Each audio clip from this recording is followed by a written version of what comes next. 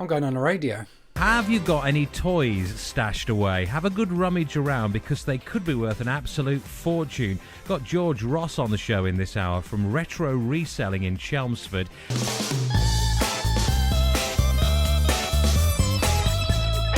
Welcome back, Tatsters, to the channel. My name's George. This is Retro Reselling, and I basically buy and sell all sorts of items, mainly vintage, retro, collectibles, but can be new. I buy them from places like boot sales, charity shops, auctions, wherever I can get it from, and I like it. I can get it cheap and sell it online for a profit. That's my business. That's how I pay my bills. So today, I just got a random email in my inbox from a BBC producer, radio producer of BBC Essex Radio, just asking if I wanted to appear on their program. 2 o'clock today. Today's Friday the 8th of January 2021. He sent me a link to a Daily Mail article, one that I've seen many times before, and it is this one here. Could your childhood collectibles be worth a fortune?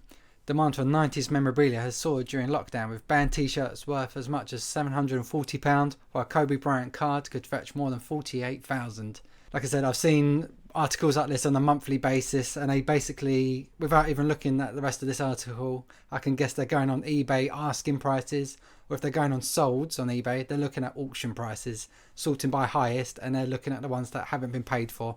No way they've been paid for. To get an accurate price, you really want to go and buy it now with no offers, not even offers on. Just buy it now. That's the solid price. Go on highest, and then that is what someone's paid and actually bought an item for. So as we scroll down, it's just saying about lockdown and like memorabilia being worth more from the 90s. Obviously, it's now 20 plus years. In fact, the year 2000 is now classed as vintage because 20 years, as soon as you're 20 years old, in fact, 2001 is now vintage, 20 years old. And with these articles, they always mention Beanie Babies and how many thousands of pounds they are worth. Beanie Babies with certain models worth more than £9,234. Really? If I actually go on eBay, will we actually see this amount? So if we literally, what people are asking for, I'll go best match. So these aren't sold. This is just what's available right now. People haven't bought them, or there's current auctions going on. Go highest price first, plus postage. Oh look, and as we can see here, the Princess Diana's, you can get a set of 3 for a smooth £275,000. Who needs a house when you can have 3 Diana Beanie Babies with a tag on its ear? Yeah, this is the thing with eBay, and when people who aren't very knowledgeable on this sort of thing, they think that's what it must be worth. That's what someone's asking. I could put this pineapple pot on eBay right now for 200,000 if I really want. No one's going to buy it. I don't know. It is mine. I have touched it now, so it might be worth a bit more. But yeah, it's not going to be worth that. What it's going to be worth is more, maybe £12-15 for this nice little vintage pot. Yeah, you can ask whatever you want. It doesn't mean anyone's going to buy it. And if we just scroll down, 150,000, a more reasonable £24,999. That's the sort of thing they go on and they think that's what it's worth. Even if they do go on solds, they find the solds button. This is when the confusion kicks in. Okay, so even buy it now with no best offer, no auction, even that can fool the eye. I nearly fell for this one. This Diana one, £5,000 buy it now plus £8 postage. But if you click on it, this listing has ended. The seller has relisted this item, or one like this. So if we click on the relisted item, we can now see it's still available for £5,000. So it didn't actually sell. No one's paid. I don't know what's happened there. I don't know if someone accidentally paid and they've cancelled it. So it's showing as sold, but it hasn't sold. It's been relisted. It's still available. It's not going to sell for £5,000. Like this one below, auction, 5,000, one bid. They wouldn't have paid for that. It only ended the 13th of December, so there's still time for the unpaid item to be going through, like, and then closing and then being relisted. This one, best offer, 2,000. There could be some worth 1,000, maybe a few hundred. Like this one, £500. Make an offer. Again, don't know if it's actually sold because it's best offer. There you go, a few hundred here. Over 180 bears, including a couple of Dianas I can see.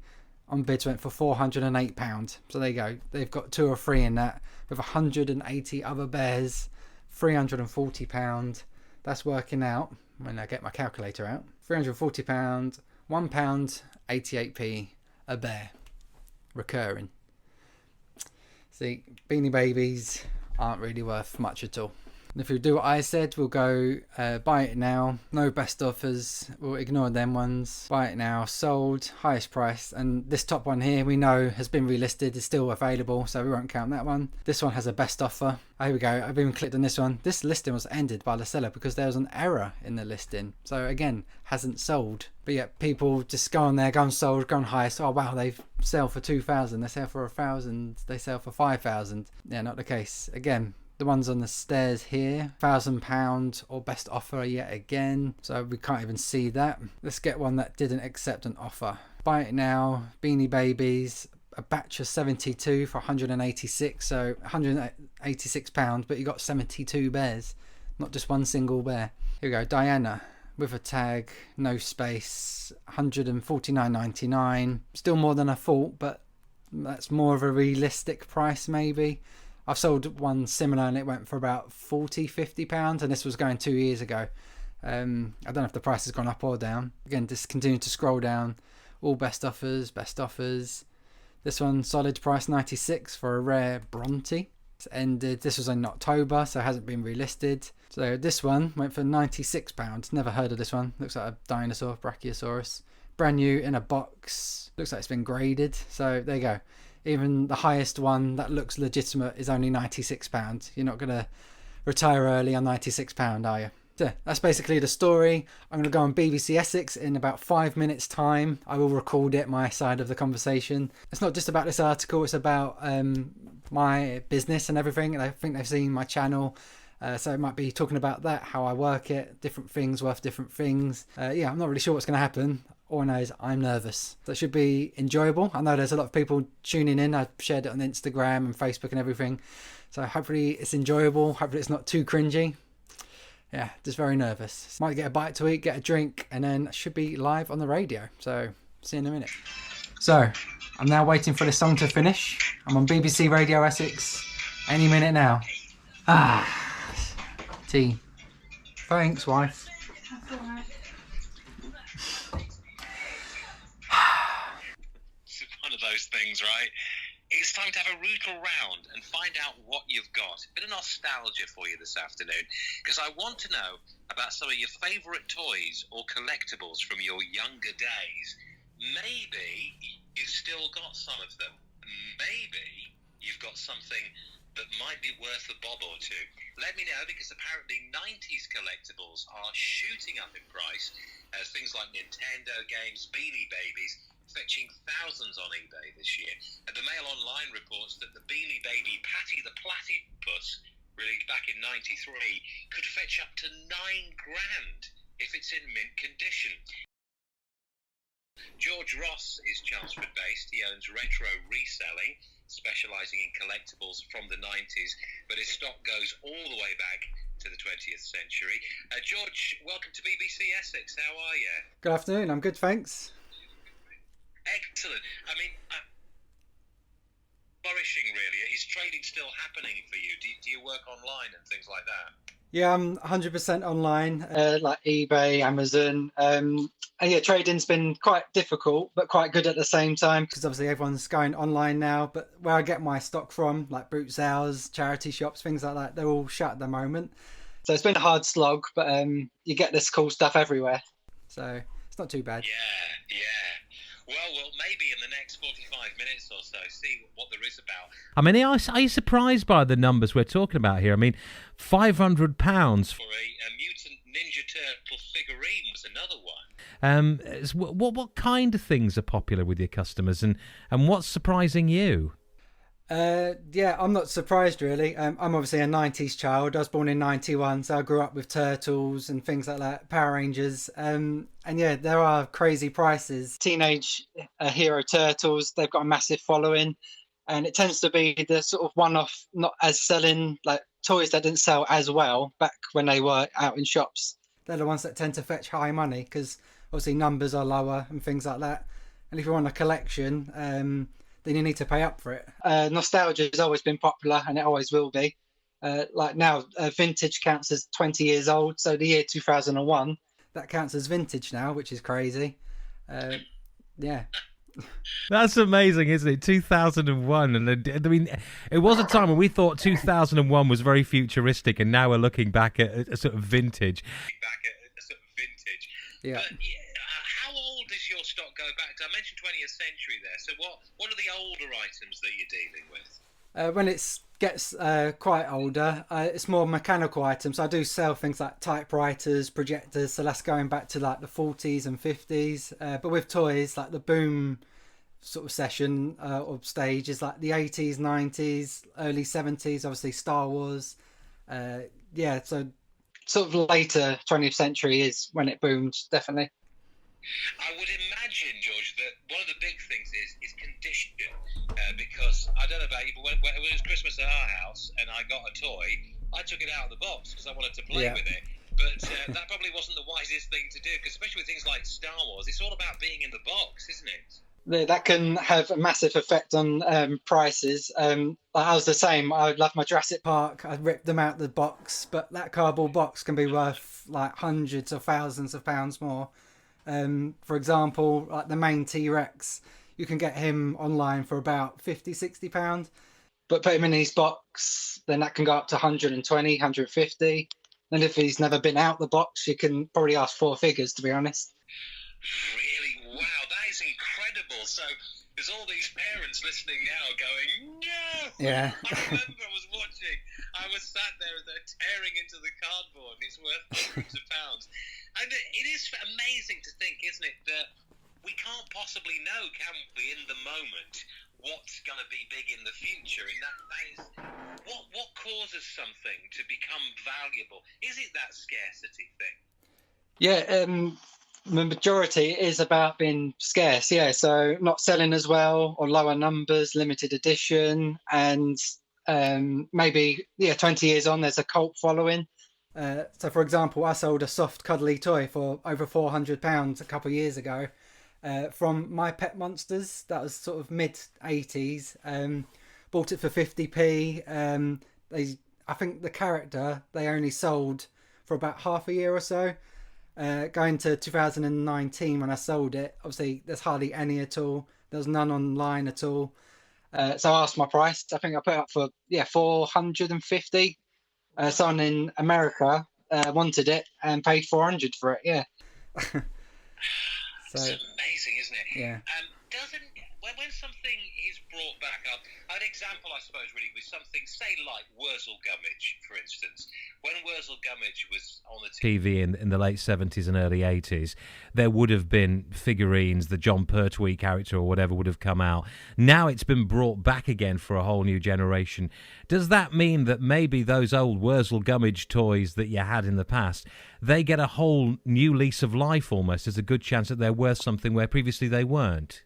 Oh yeah, definitely. And because this is my business, I have to sort of look forwards into the future. Like when Jurassic Park, like I've mentioned before, they rebooted to Jurassic World, and I was getting all bundles together of the old toys.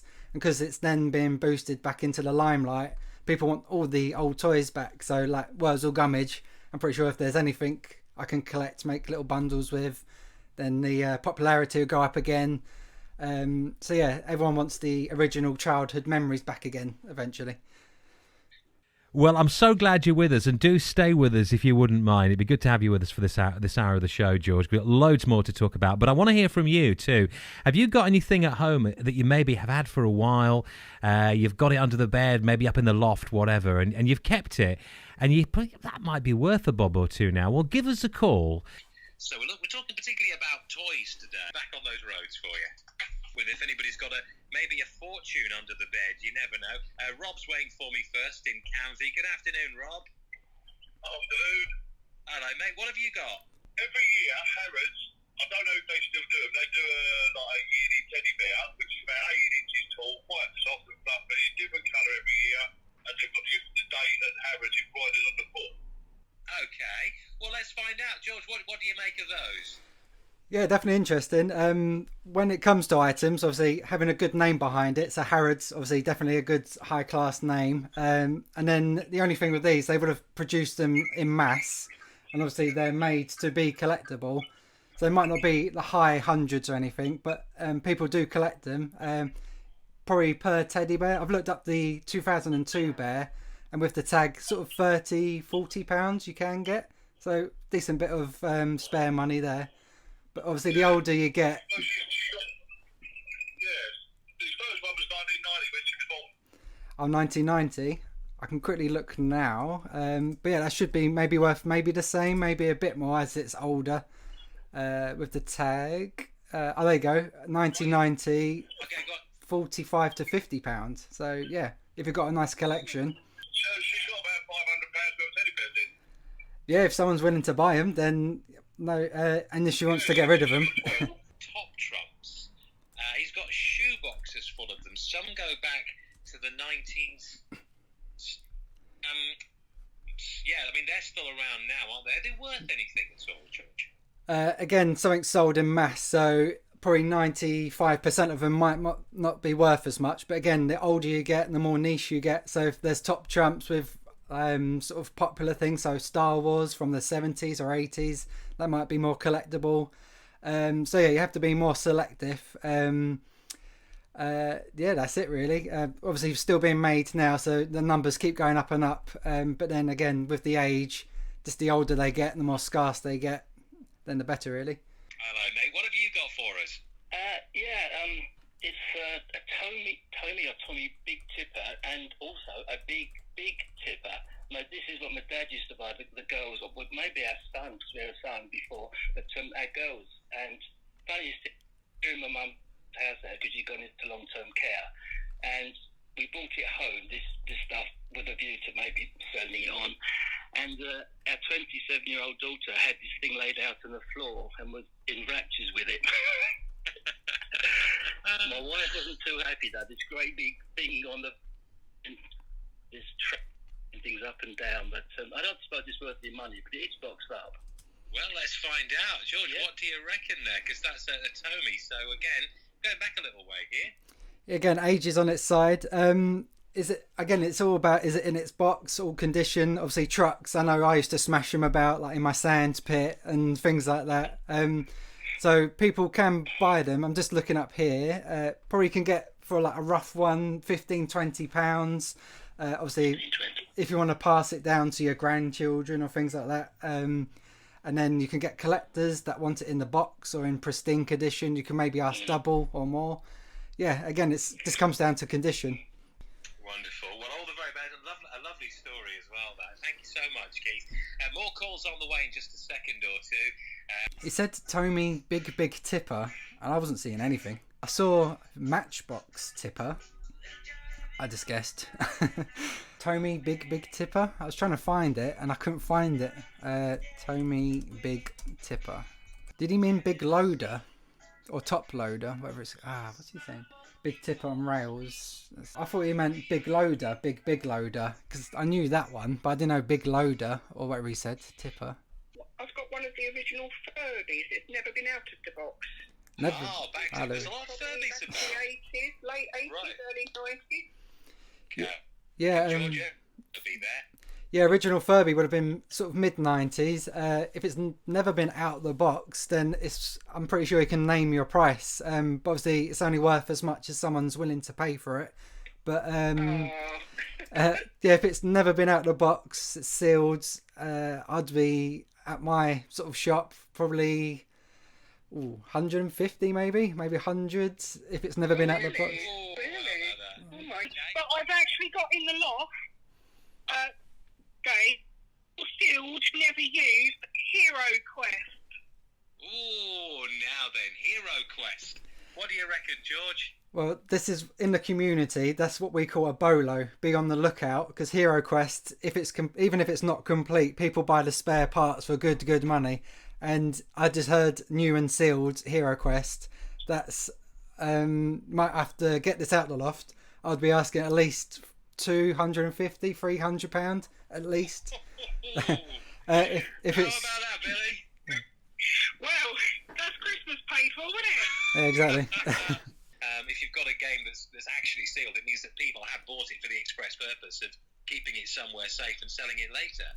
Oh yeah, definitely.